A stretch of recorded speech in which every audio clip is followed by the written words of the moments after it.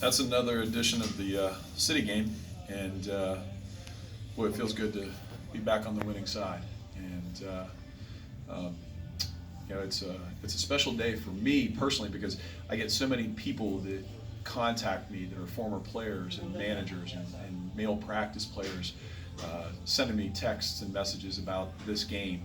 And I think that our players that are on our team now have a really good understanding of the importance of this game and the fun of this game. It is fun for the kids. But today, I thought we were very good as a team, and obviously Amanda Kalen has had quite a season so far, and today she gave us really quality minutes with driving the ball to the basket and scoring the ball, and then Amaya to my left, your right, with 17 points and 6 rebounds, and her first city game as a freshman was outstanding. But Paige Cannon had 9 rebounds, and Nina Aho flirted with a triple-double with 11 points, 7 rebounds, and 7 assists, and only 2 turnovers. Libby with 13 points and 6 rebounds. We got contributions from everyone, from literally everyone on our roster at important times in the game. And so I couldn't be more proud of our team. I don't feel like we played our best game, but I thought that we played a very good team game today. Amaya, for you, this was your first taste of the city game. What did you see, and how maybe with these two teams maybe coming at each other with that rivalry, did that bring out the best in you today? I'm just a really competitive person. We had a big rivalry when I was in high school, and I was really excited this game and excited to be a part of it. And my teammates played hard. I was a little nervous at first, but it went away really quick because I just wanted to win and stay with a lot of energy throughout the whole game. It was a lot of fun. With you being new to this, how was this game and this rivalry explained to you by teammates and coaches? And I guess how was the rivalry and the importance of it explained? Yeah, no, I know that we've had a lot of success in this city game the past couple of years and everything. I know last year we didn't get it, so it was really important for us to get it this year. And I know that usually people think of us as maybe the underdog, so it's really cool to just win it, go out there and play our hearts out and give it all we got. Amanda, just how would you explain the beginning of the game where you were just being aggressive, doing what you do best, going through the lane, and how maybe did those looks set up your teammates for the rest of the game? Well, when it's a game like this, we have to come out with intensity, and I didn't want to. We know we can't start slow because if you start slow on a team like that, it's harder to recover. So I think me and all my teammates were ready to go from the start. How has a game like this, you've been confident all season long, but how has that continued to drive you and continue to bring out the best in you? I would just say my teammates and everything. We're playing for each other, and I know that they have my back. If I maybe make a mistake, I know someone else is going to pick it up. Because each game we have somebody step up. So with having a great team atmosphere, I know everybody's going to step in. Dan, you look at the loose balls and the second chance opportunities, and you guys were really getting the vast majority of those, and those started a lot of your runs. Just what did you tell your team to keep them composed and to get those loose balls? I didn't really have to tell them anything. We have a group that plays very, very hard when they're on the floor, and it is so nice that you don't have to coach effort. We have a group, literally everyone on the floor is going to dive on the floor. About the only thing that we don't do that we could be better at is we can certainly take charges, which we don't do, and we could be much better at that. But we're scrappy. We're willing to get on the floor. Our box outs were good today, even though we were out rebounded. But a lot of that is just those kids having that type of demeanor, that type of attitude, and then for the younger ones, understanding what our culture has been for many years. This is obviously something that's outside all of your all's control, but I was curious, if at all, how much more meaning a game like this takes on as players and for you, Dan, as a coach, when this is the only basketball game between Penn and Duquesne this year with the men not playing for the first time in decades. Does a game like this take on a little more meaning where this is Duquesne's one chance at Penn for the year? Do you guys want to answer it all? Well, from a player's perspective, kind of like Maya said earlier, we always get looked down upon because we're Duquesne, we're in the A10, and they're in Pitt, they're ACC. So we always have a chip on our shoulder because of that, and people look over us. But I think we've proven many years that we're just good, if not better. I would say that kind of going off what Amanda just said, the casual fan thinks that. And people who really know women's basketball in Pittsburgh know that we've been pretty darn good for the last 11 years. We're 9-2 in the last 11 years. And so for the people who really know basketball in Western Pennsylvania, I think that they look at this as an important game because it's good for girls basketball. I know that people at Duquesne, the alumni, we all think that, regardless if the men are playing or not. I don't have any idea why our men are not playing Pitt men, because and this is not coach speak, I literally don't have any idea. I'm so focused in on what we're doing, and I got to tell you, I really appreciate Lance, Pitt's head coach, continuing our series.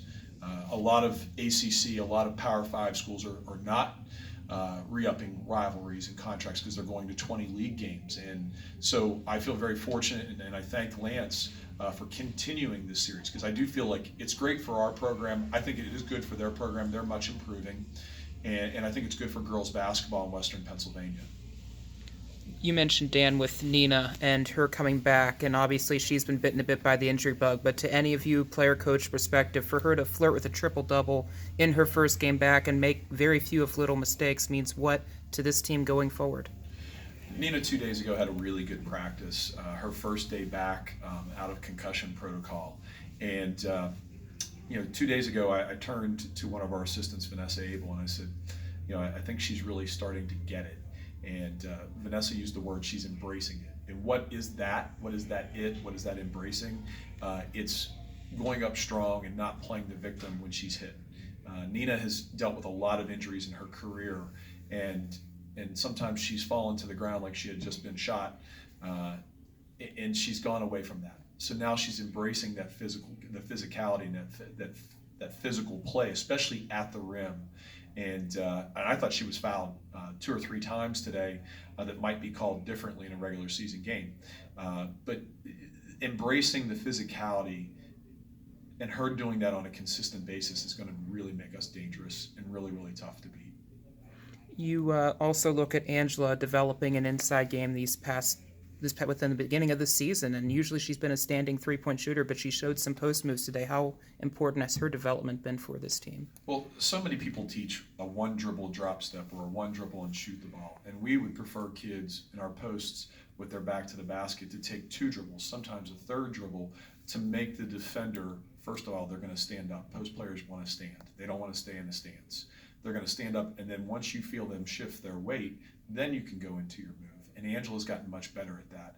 But with Angela, Laya, and Precious, we sort of have a 3-headed monster. We didn't see Precious as much today, but when you look at the 3 centers on our team, we were 3 for 4, 3 for 7, and 2 for 3. So that's 6 out of 11, 8 out of 14 from your center spot.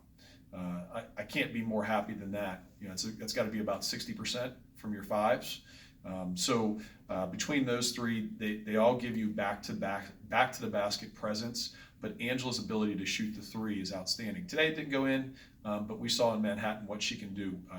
We were able to slip today, and she was slipping screens to about 15, 16 feet, and then we corrected her to slip and get to the 3-point line, because if she makes 1 or 2 of those, then we become very, very hard to guard.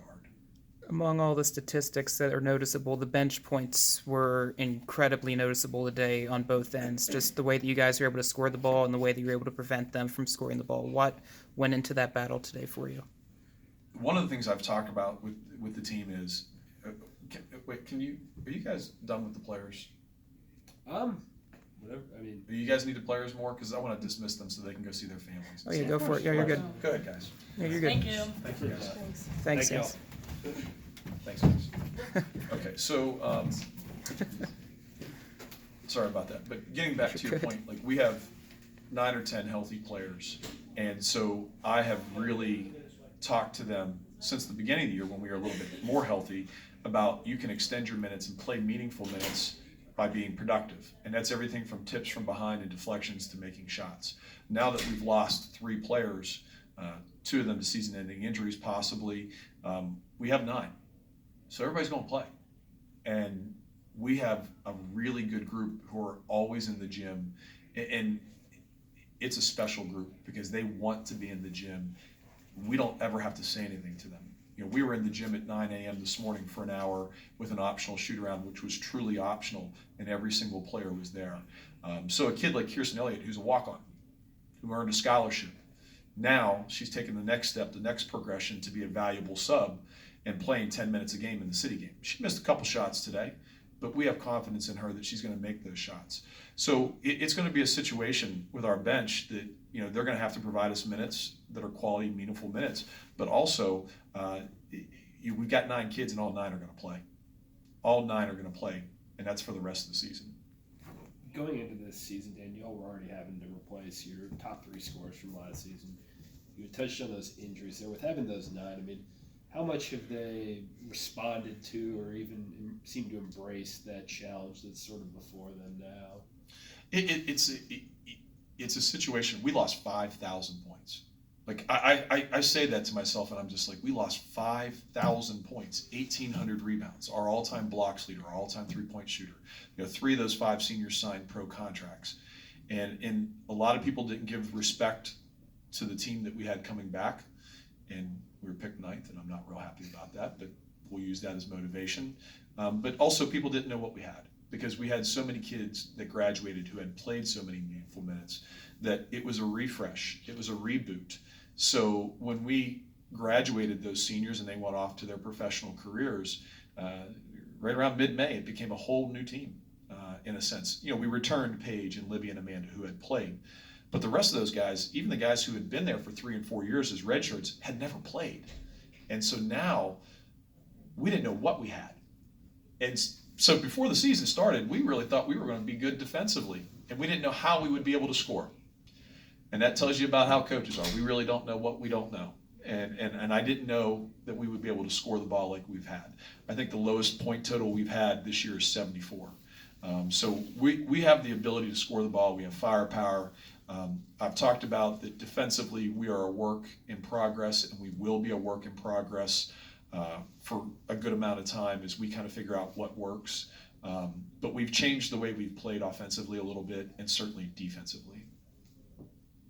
That was long-winded, I'm sorry. Nah, Okay. I prefer that over the alternative. Any more questions? Tom, you're good? Yeah. Thank you for supporting women's basketball. I appreciate you guys being here. It means a lot. Thank you.